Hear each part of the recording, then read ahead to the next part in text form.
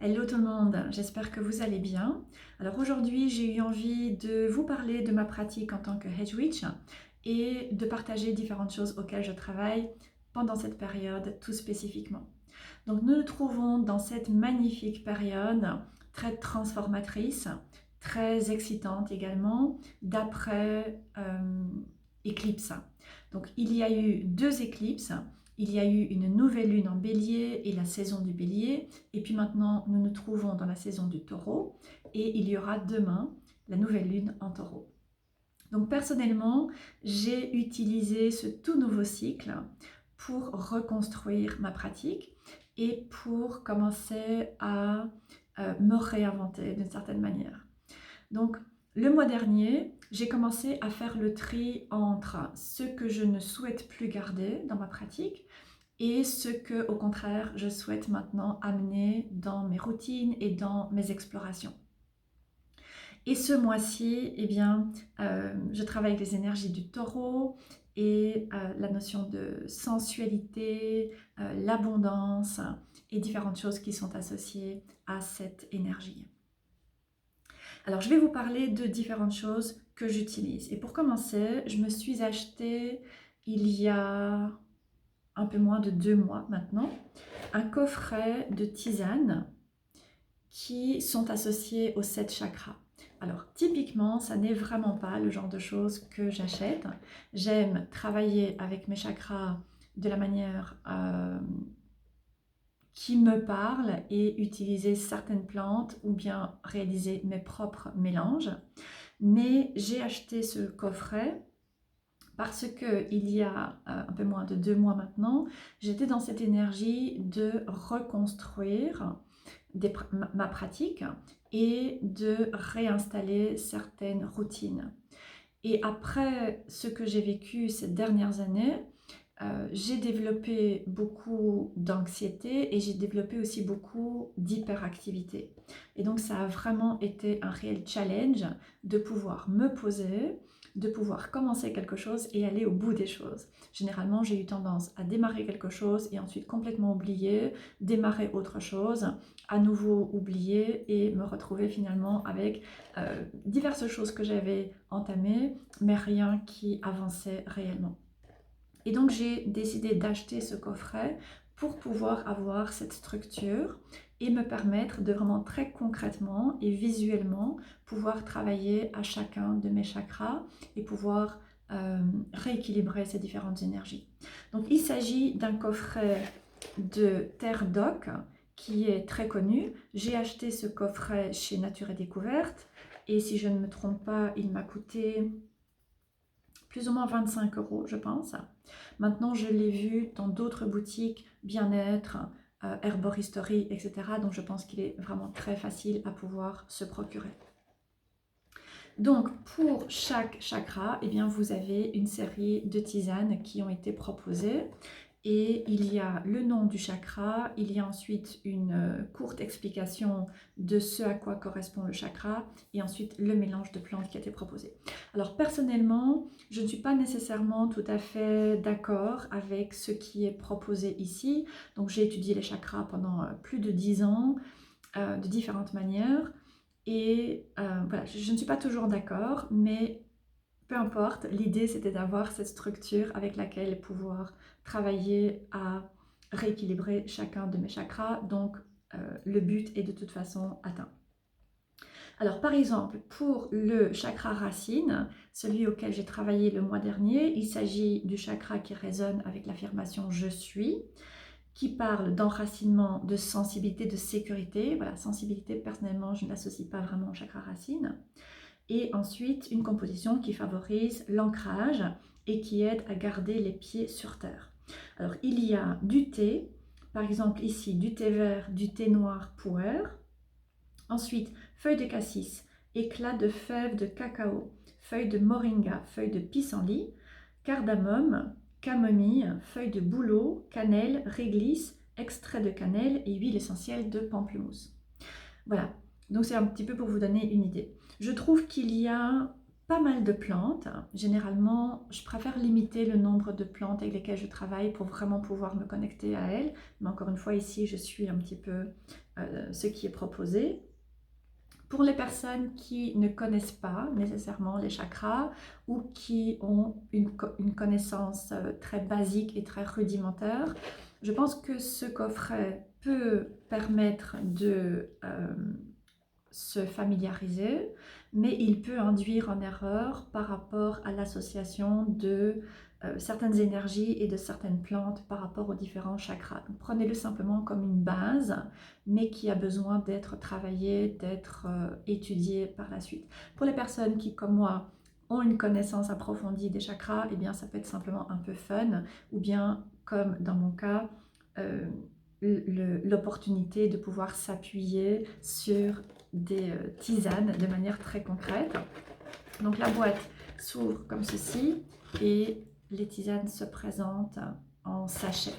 Donc il y a 1, 2, 3, 4 tisanes par chakra. Donc ça permet de pouvoir travailler pendant plusieurs jours à un chakra en particulier.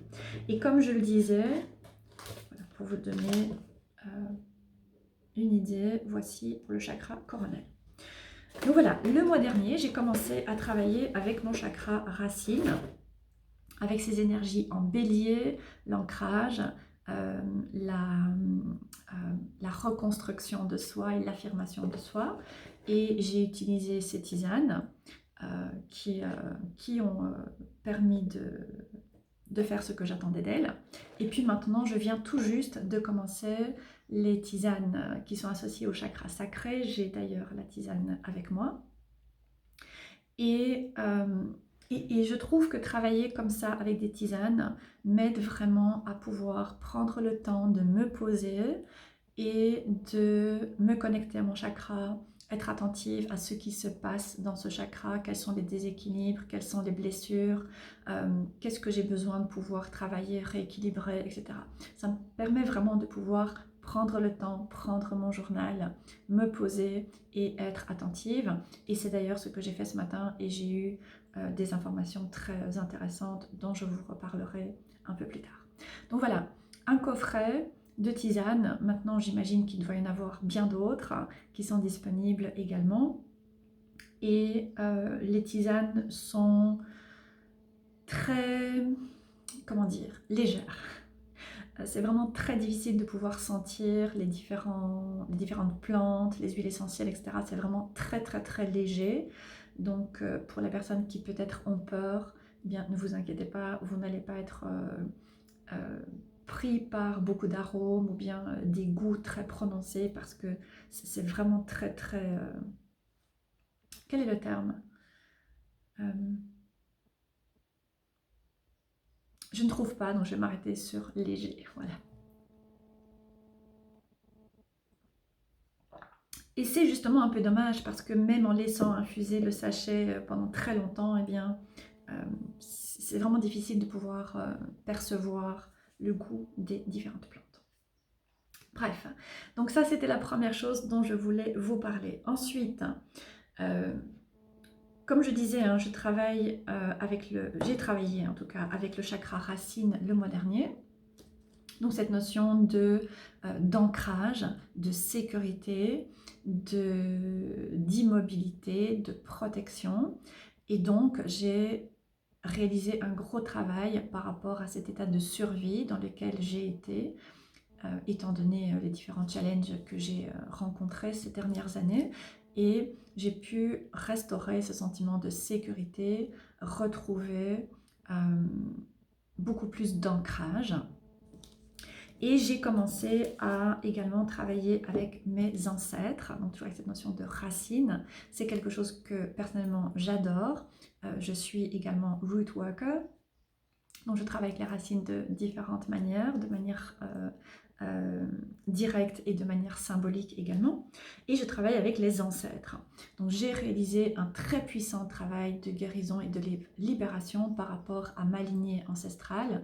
Ces dernières années, j'ai pu mettre en lumière différentes choses qui existaient chez mes ancêtres, des choses qui n'avaient jamais été exprimées, des choses qui étaient tabous, des choses qui étaient honteuses, des blessures, des traumas, des schémas, des croyances.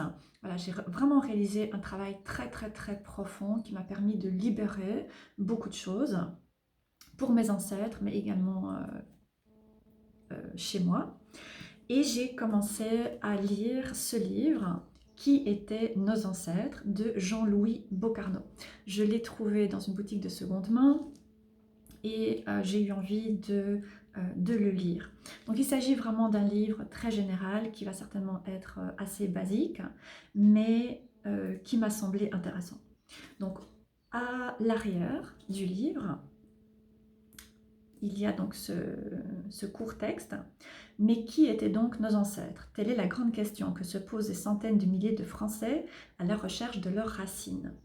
À travers de très nombreuses histoires vraies, extraites d'archives familiales ou municipales, Jean-Louis Bocarno nous éclaire en développant les thèmes suivants. Qui était-il? Comment vivait-il? Comment se comportait-il? Et comment était-il? À la lecture de toutes ces vies, au fil de cette enquête, on découvre aussi l'origine de certaines de nos habitudes, de nos comportements, ainsi que le vrai sens de mots et de nombreuses expressions. Un passionnant voyage dans le passé qui éclaire notre présent et notre vie quotidienne. Alors c'est un livre qui a été publié en 2002, donc il n'est pas récent. Il fait un peu plus de 450 pages. Et table des matières.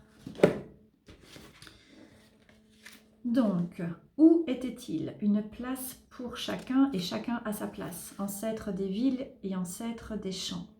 Dominant ou dominé. Actif ou passif. Le curé et l'instituteur. Comment vivait-il?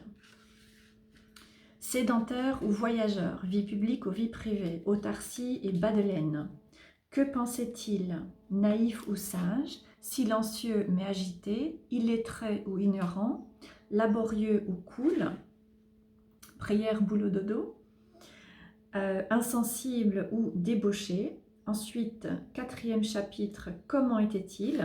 Laid ou beau, grand, petit, gros mangeur, gros buveur, élégant en haillons, sale ou parfumé.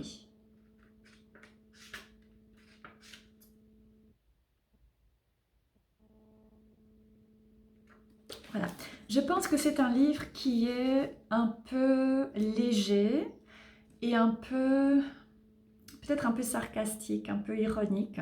Donc je pense que ce sera une lecture assez légère et probablement plaisante,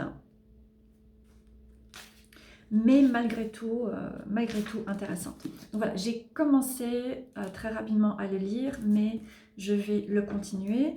Et ensuite, je viens de m'acheter un livre. Alors j'ai une énorme pile de livres que je n'ai pas encore lus, différents livres que j'ai achetés, neufs ou en seconde main, que j'ai voulu acheter, je voulais lire et je n'ai pas eu l'occasion de les lire. Et donc j'ai décidé que j'allais maintenant me mettre à lire ces différents livres avant d'en acheter d'autres.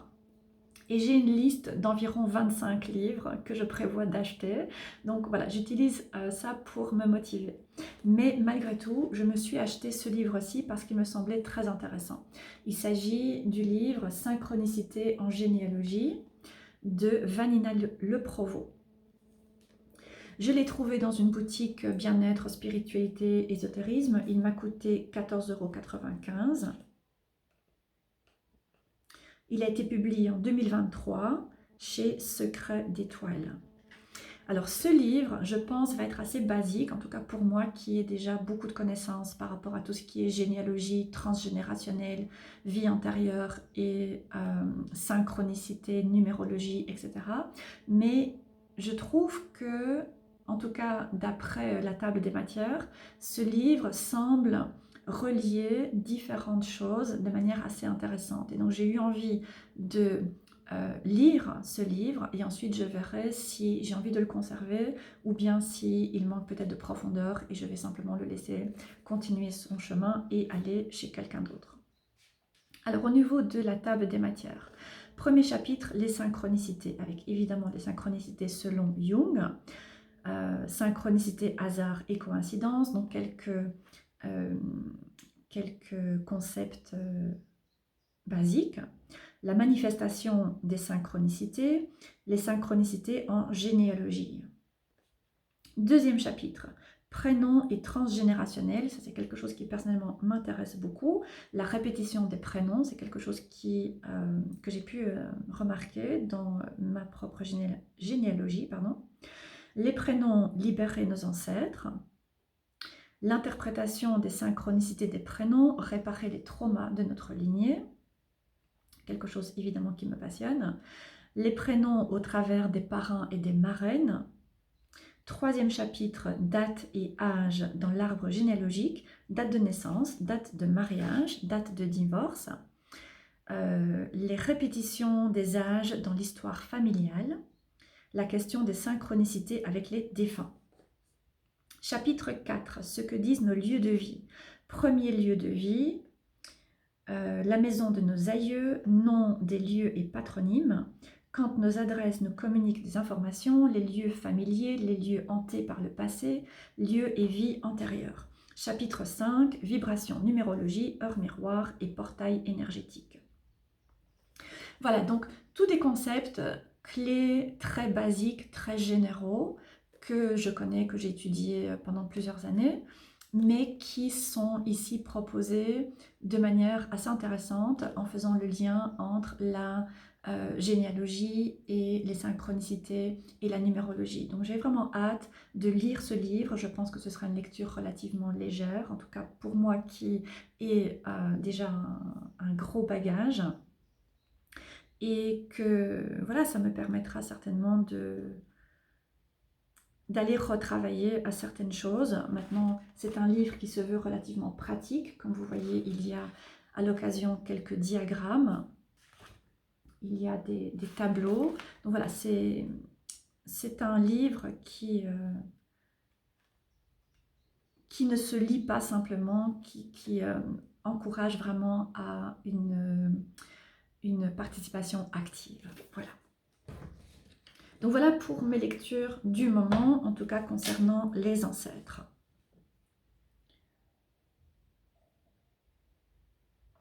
Ensuite, là maintenant, avec cette saison, avec toutes ces énergies du taureau, j'ai plusieurs plantes avec lesquelles je travaille.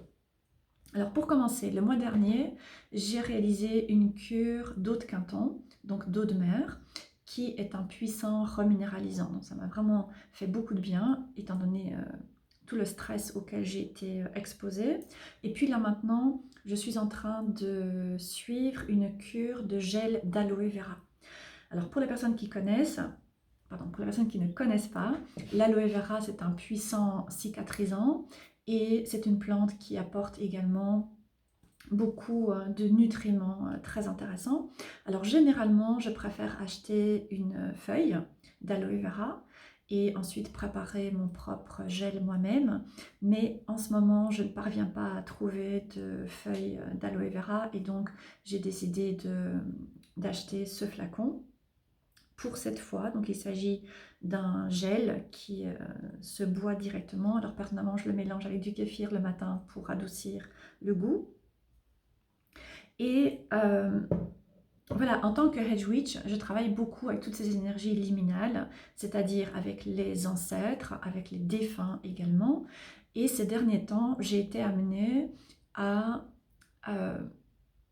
pouvoir mettre en lumière tout un tas de schémas dans ma lignée ancestrale. Et ensuite, j'ai eu besoin de digérer différentes choses que mes ancêtres n'ont pas pu digérer. Et donc, de départ, la sphère digestive chez moi est assez sensible, mais là, elle a été d'autant plus sensibilisée, notamment sur le plan énergétique. Et donc, je travaille avec l'aloe vera pour permettre de venir cicatriser le système digestif, l'estomac, les intestins, et pour ramener de bons nutriments, pour renforcer un peu mon système digestif. Et ensuite, j'ai deux autres plantes avec lesquelles je travaille tout particulièrement. La première, c'est probablement ma plante préférée de toutes. Il s'agit de l'armoise. Alors, j'ai toujours de l'armoise dans ma réserve. Je l'utilise beaucoup, que ce soit en tisane, mais également dans différents rituels magiques. Et l'armoise, tout d'abord, c'est une plante qui est associée à Artémis, pour les personnes éventuellement qui s'intéressent aux divinités. Et donc qui a cette énergie de la jeune fille et du féminin. Et de manière générale, l'armoise, c'est une plante que j'associe à l'obscurité, qui personnellement me fascine. Et donc dans l'obscurité, il y a tout un tas de choses tellement intéressantes. Et l'armoise soutient également la digestion. Donc de nouveau dans ce travail que je réalise, l'armoise m'aide à pouvoir digérer sur le plan physique mais également énergétique. Et ensuite, l'armoise est associée donc à Artémis et Diane, mais également à la déesse et à la lune. Et comme je disais, à l'obscurité. Donc lorsque l'on a connu des choses particulièrement difficiles, que ce soit la perte de quelqu'un, que ce soit une perte plus symbolique, que ce soit des challenges à différents niveaux, lorsque l'on a rencontré ces difficultés, eh bien généralement c'est difficile de pouvoir digérer parce qu'on a besoin de vraiment pouvoir processer différentes choses. Et il y a tout un tas d'expériences qui peuvent vraiment venir bloquer. Ça ne passe pas, comme on dit. Donc c'est important de pouvoir travailler à la digestion.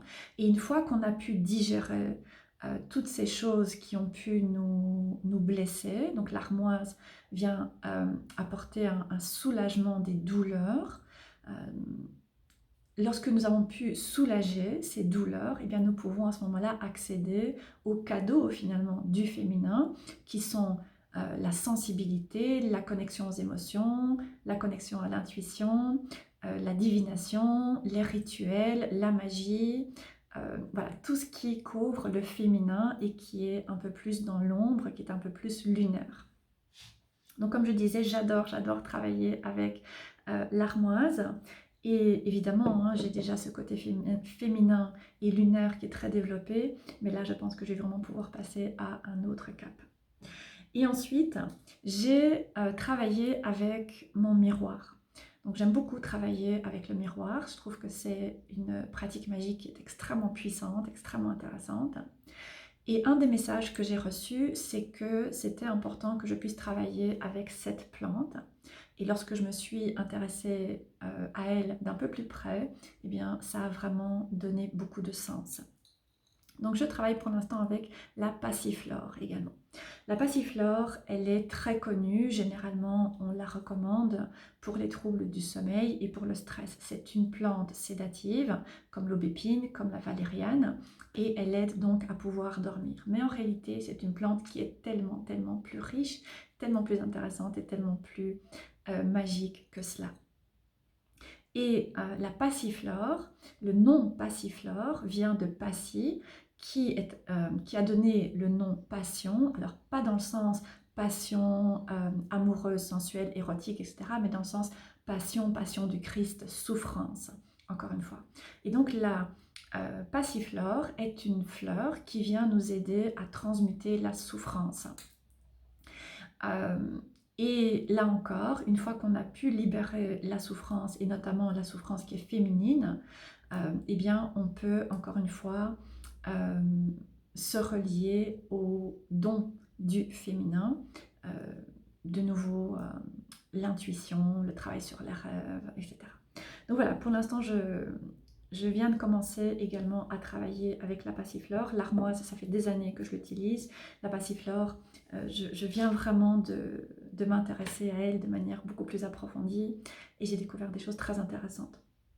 Ensuite, en tant que Hedge Witch, étant donné que je travaille beaucoup avec les ancêtres, donc avec les esprits, que je travaille avec les esprits de manière générale et que je travaille également avec les défunts puisque je suis passeuse d'âme, mon système nerveux a tendance à aussi être surstimulé et a besoin que je puisse prendre soin de lui. Et la passiflore, c'est une plante par excellence qui vient aider à soulager le système nerveux, à vraiment débrancher, calmer le mental, calmer les émotions, calmer tout ce stress que l'on peut ressentir qui peut être généré par différentes choses, mais notamment par cet aspect féminin et lunaire et en lien avec cette notion de souffrance, dans son sens de souffrance qui conduit à la guérison, j'ai envie d'ajouter. Voilà, donc ça ce sont pour les plantes. Ensuite, j'ai aussi acheté 2 bougies. Alors malheureusement, ce ne sont pas des bougies naturelles, mais elles m'ont vraiment parlé parce qu'elles sentent magnifiquement bon. J'en ai acheté une à la rose et une autre au jasmin. Et elles sentent vraiment, vraiment la rose et le jasmin. Alors, il ne s'agit pas d'une odeur qui est très synthétique et qui monte à la tête, parce que je suis très sensible par rapport aux odeurs chimiques, synthétiques, etc. Il ne s'agit évidemment pas non plus de l'odeur tout à fait naturelle, mais on est assez proche et c'est une odeur qui est très très présente. J'ai allumé cette bougie hier soir dans ma chambre et ce matin, quand je me suis réveillée, eh bien, la chambre embaumait toujours de cette odeur de la rose. D'une manière, encore une fois, vraiment très agréable, très enveloppante. Donc, il s'agit de la marque Atmosphera qui se trouve aussi très très facilement. Et voilà, j'ai eu envie de travailler avec ces 2 fleurs, de nouveau très emblématiques du taureau. Et pour terminer, je me suis acheté un petit carnet de notes. Donc celui-ci m'a vraiment parlé parce qu'il est vert. Il y a ce mot, hein, Lucky You, et ensuite le fer à cheval et le trèfle. Donc différents symboles qui sont liés à la chance, mais aussi à l'abondance. Et depuis plusieurs mois maintenant, depuis environ 2 mois et demi, je pense, 2 mois et demi, je travaille beaucoup à la manifestation et notamment à la manifestation de l'abondance. C'est quelque chose à quoi je travaille de manière très approfondie. Et j'ai trouvé ce petit carnet et j'ai eu envie de l'utiliser spécifiquement pour ce travail. Donc j'ai mon journal que j'utilise généralement pour tout d'abord noter différentes choses, mais aussi pour travailler avec les cartes et ensuite pour noter différentes choses auxquelles je travaille. Et j'ai eu envie de vraiment pouvoir séparer tout cet aspect manifestation et abondance. Et donc j'ai trouvé ce petit carnet de notes assez sympathique et très agréable au toucher. Donc voilà, il est tout à fait simple. Et en fait, il me permet de vraiment pouvoir noter, par exemple, certaines affirmations que je souhaite travailler, pouvoir me permettre de les répéter sur du long terme, mais aussi de noter différentes réflexions suite à soit certaines affirmations, soit un travail, un rituel, un sort peut-être que j'ai utilisé en lien avec l'abondance et voir voilà, quels ont été les résultats, si ça a fonctionné. Voilà, c'est un petit peu mon grimoire, mon brouillon de grimoire. Et ensuite, je l'utilise également pour simplement noter différentes réflexions. Donc ce matin, j'ai pris ce carnet et j'ai pris ma tisane, je me suis connectée au chakra sacré, à la notion d'abondance. Et en allant chercher mon courrier, j'ai découvert que je venais de perdre une assez grosse somme d'argent. Et donc, voilà, ça m'a mis dans différents états que j'ai notés, que j'ai travaillé, j'essaie de comprendre pourquoi alors que j'essaie de manifester, je viens d'avoir cette grosse perte financière. Et en fait, j'en suis arrivée à ce chakra racine, pardon, ce chakra sacré et des mémoires de honte. Donc je disais que le chakra sacré, il est associé à la notion de plaisir, de sensualité, les sens, l'abondance. Et évidemment, la partie ombre, c'est la honte. Et donc, voilà, j'ai pris différentes notes ce matin et tout ça m'a permis de pouvoir comprendre ce qui s'était passé et maintenant de pouvoir mettre différentes choses en place pour aller travailler à ces différentes mémoires et les libérer. Voilà pour ma pratique de Head Witchcraft en ce moment, en cette saison du taureau, les principales choses auxquelles je travaille en cette période. J'espère que ça aura pu vous inspirer. Si vous souhaitez aller plus loin, je propose des cercles il y a 2 cercles. Il y en a un qui s'appelle Tisane et rituel, qui est consacré spécifiquement à l'exploration de la magie et des arts magiques et de rituels, de plantes, etc. Et ensuite, il y en a un autre qui s'appelle Cartomancie et qui donc évidemment est consacré à l'exploration et au travail avec les cartes, le tarot, les oracles, mais aussi d'autres formes de cartomancie que je suis en train d'explorer, et d'autres formes de divination que je suis en train d'explorer.